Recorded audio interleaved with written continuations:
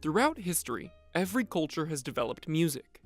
It can be seen as the cornerstone of society and culture itself, acting as communication, education, and entertainment. I think music defines culture, and culture does define music. You go to a Cajun restaurant and they got Cajun music, it makes you think the food's even better. So yeah, it changes everybody's mood instantly for the better or the worse, depending on the music or what they're saying in their music, you know. So I think that's a huge influence on culture. They come up together. It's ingrained. I think there are a few things that are ingrained in culture, you know, like that it is culture. Music can be thought of as a language, and as a language, it has many dialects or accents. These accents are influenced by time and culture, spreading like a root over many decades. An A note's an A note. It doesn't care what genre it's in, whether it's country, jazz, rock, blues, or any of that. That doesn't matter. You start out with the simplest of things to work on so that you can get it and be able to reproduce that sound. You learn the vowels. Okay, now what do I do with them? I need to make words. Okay, how do you pronounce the words? People up north say different than the people down south. Then you learn about accents. And you already know how to say the word, but you're learning the different influences that make it sound a little bit different. So music, I think, is in that way, is a lot of it's the same. I absolutely think that jazz is a unique language. There's vocabulary that we talk about, there's syntax, there's phrases, there's rhythm, just like when we speak a language. All of that is in jazz. Like learning language, there's an oral tradition and there's a written tradition. And you really can't do one without the other. Just like if I was to learn Spanish, I would say hola if I didn't hear anybody speak it. The same thing with jazz. It doesn't look like it sounds. I play in B. I've heard music in A, I've heard it in G, I've heard it in G flat, blues, gospel, jazz, rock and roll. It's all the same, it's just a different feeling. Just as the English we speak now is derived from the Indo-European family, so too can we relate all American-made music to the family of jazz, the first American genre. It's also called America's classical music, so it was definitely a genre founded and formed and developed here in the United States. I think it's always pushing it. I think it's progressive music. Without that, I mean, it's pure creativity. So it's kind of like you can't argue against it. Using culture as a guide, we can follow these roots or branches of jazz through our history. We can glimpse into its impact on music as a whole. How has our musical language changed? And where does jazz fit into it? To do this, we need to look back through the soulful eras of jazz's progression. I mean, how far back can you go? What made, how did it come about originally? By the late 1800s, before moving pictures graced lighted screens, jazz was still in its infancy, recently birthed to the world from the cultural melting pot of New Orleans. Jazz came to being because there was a melting pot of diverse group of cultures that came together in a very unique time, in a very unique place. Typically, we would say in New Orleans. The early parts of jazz, even the word jazz itself was a bad word. It was music of the subcultures in brothels and clubs and drinking establishments. It was their form of survival of the injustices that were going on and their expression of their own cultures that they brought from their home countries. So no, I don't think at first it was very well accepted. This new art form took root and found its voice in many different ways through different dialects and accents of music. One of these accents is blues. The blues and ragtime had a huge influence on the formation of jazz. It's an expression of the blues, of old times, and a lot of the things I feel are things that has been in the past, whether it's coming up in racial situations or, from hard times to where I'm at now. And I'm gonna set an example so that people would understand what's going on really in the world, okay? With poverty, starvation, jobs, just everything. I feel the blues. As the Great War boiled over in Europe and economic hardship fell in the United States, jazz spread its way up the Mississippi, landing in cultural centers in cities such as New York and Chicago. Popularized by the birth of the film industry, jazz was in the limelight for the first time as a purely American expression of shared cultural hardship, both over the economic turmoil of the late 1920s and over the threatening evils of war.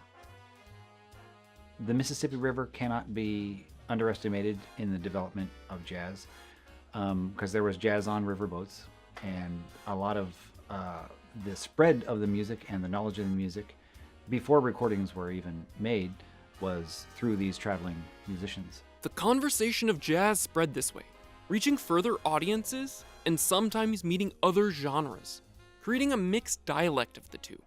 Just like on riverboats, jazz snuck its way into other genres like country. To me, Western swing is made up of a bunch of jazz guys that were out of work in the 30s when the Depression was on.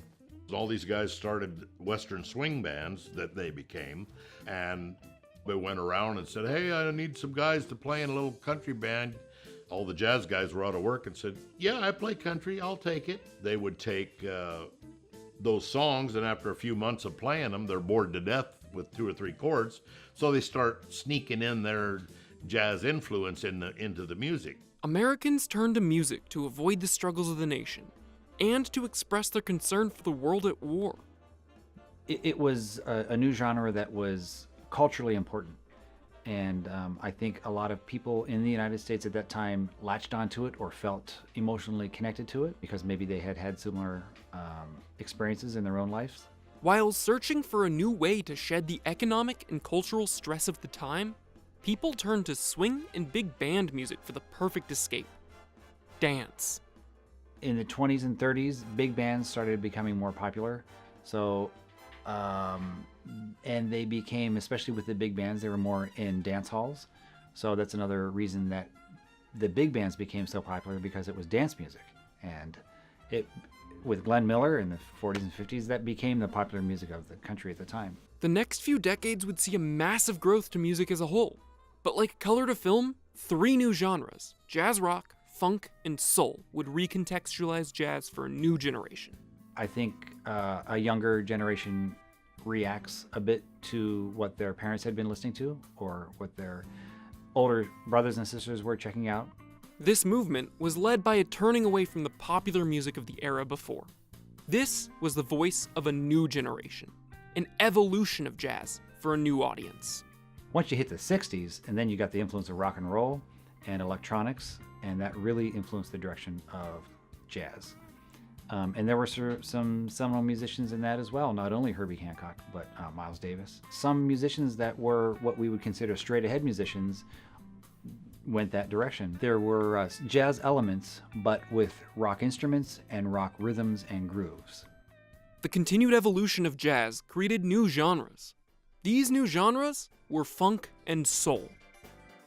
There's definitely a groove and a drum-based foundation of jazz music, and that is clearly evident in funk and soul, absolutely. A lot of horn sections, which would be, instrumentalists that would have played in a jazz band. Some of the language is the same. The jazz elements were in there, that improvisation, that groove, that syncopation, that spirit was still in there, but it was just slightly wearing different clothes, but the same body of jazz itself was there. From the turn of the century to present day, music met its biggest shift yet: technology. Electronic innovations created digital instruments and video, shown for the first time in a widescreen HD format. How has jazz adapted to this modern era? Yeah, hip-hop and rap were influenced by jazz, I think, in the same way funk and soul were. If you listen to hip-hop, even early hip-hop, it might be a little bit easier. It doesn't swing, it doesn't have necessarily extended harmony, but it has a lot of the same spirit, it has some improvisation, and it has that groove that became so critical to different subgenres of jazz itself. This new generation looked for a new way to express themselves. Many turned to the past to use as a canvas, portraying their messages with sampling. The one that sticks out to me, that was prevalent a lot to me, is on Midnight Marauders, when they sample this Woody Shaw intro.